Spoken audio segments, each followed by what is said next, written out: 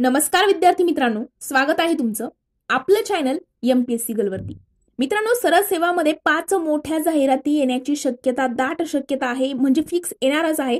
आपण डिटेलमध्ये मी डिस्कस करणार आहोत की नक्की कोणकोणत्या पदांची येणार आहे आणि कोणत्या जिल्ह्याकरिता।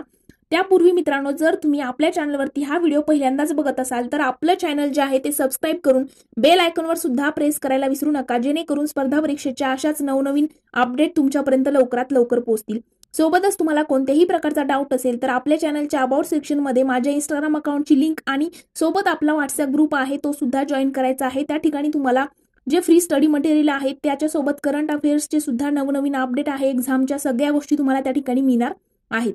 चला तर मित्रांनो, आपण आजच्या व्हिडिओला सुरुवात करूया। तर मित्रांनो बघा, आता 5 मोठ्या भरती येण्याची शक्यता। आता मागे तुम्हाला माहित असेल की देवेंद्र फडणवीस साहेब जे आहेत उपमुख्यमंत्री, त्यांनी आत्ताच मागे एक बैठक घेतलेली आहे आणि त्या बैठकीमध्ये त्यांनी नाशिक महानगरपालिकेचा जो प्रश्न आहे त्यावरती लवकरात लवकर नगर विकास विभाग जो आहे त्यांनी लवकरात लवकर निर्णय घेऊन मंजुरी द्यायला पाहिजे रिक्त पदांकरिता, अशी एक बैठक घेतलेली होती।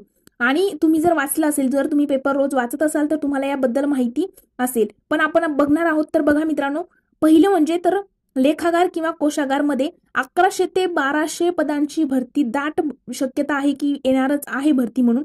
त्यानंतर आहे अमरावती महानगरपालिका।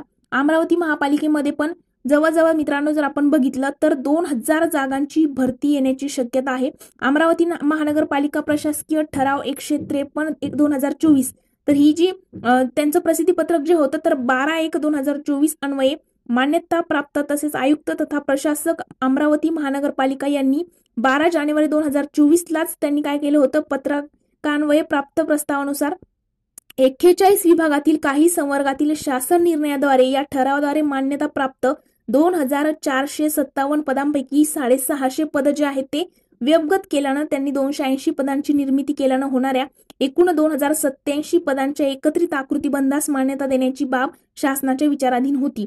तर मित्रांनो, अमरावती महानगरपालिकेमध्ये सुद्धा 2000 जागांची भरती येण्याची दाट शक्यता आहे। नंतर आहे नवी मुंबई महानगरपालिका। नवी मुंबईमध्ये सुद्धा ज्या आहेत जवळजवळ बघा 650, नवी मुंबईमध्ये 3000 प्लस आहेत। नवी मुंबईमध्ये 3000 प्लस जागांची भरती येण्याची दाट शक्यता आहे। लेखागार कोशागार बघितलं अमरावती महानगरपालिका, त्यानंतर नवी मुंबई आणि नंतरचे आहे मित्रांनो नाशिक महानगरपालिका। नाशिक महानगरपालिका जे आहे त्याचा प्रश्न म्हणजे खूपच दिवसाचा प्रश्न जे आहे नाशिक महानगरपालिकेचा जवळजवळ 24 वर्षापासूनचा प्रलंबित होता।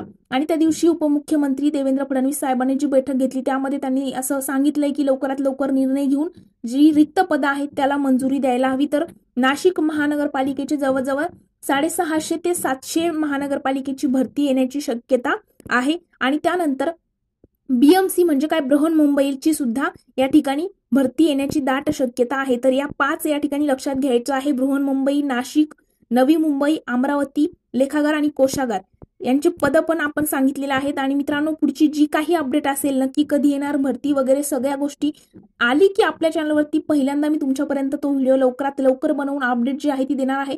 आणि तुमच्यापर्यंत लवकरात लवकर तो व्हिडिओ पोहोचण्यासाठी तुम्हाला आपलं चॅनल सबस्क्राइब करून बेल आयकॉन मित्रांनो प्रेस करावं लागेल, जेणेकरून तुमच्यापर्यंत ती नोटिफिकेशन लवकरात लवकर येईल। आणि मित्रांनो, तुम्ही जर अदर कोणत्याही एक्झामची तयारी करत असाल, सध्या एमपीएससीच्या मार्फत येणाऱ्या कोणत्याही परीक्षेची जर तुम्ही तयारी करत असाल तर आपल्या चॅनलवरती मी भरपूर तुम्हाला त्या ठिकाणी सुरुवात नक्की कशी करायची, चालू घडामोडींचा अभ्यास कसा करायचा, पीवायक्यू अनालिसिस असेल किंवा अदर पोस्टचे इन्फॉर्मेशन, सगळ्या गोष्टी मी तुमच्यापर्यंत पोहोचवलेल्या आहेत। आणि प्रत्येकाचे डाऊट सुद्धा आपल्या कमेंट सेक्शन मध्ये जर तुम्ही टाकले तर क्लिअर केलेले आहेत। तुम्हाला कोणत्याही प्रकारचा डाऊट असू द्या, तुम्ही या ठिकाणी प्रश्न विचारू शकता आणि तुम्हाला त्या ठिकाणी रिप्लाय सुद्धा मिळणार आहे। तर आज आपण इथेच थांबणार आहोत। जर तुम्हाला व्हिडिओ आवडला असेल तर व्हिडिओला लाईक, कमेंट आणि तुमच्या मित्रांसोबत देखील शेअर करायला विसरू नका। Thank you so much.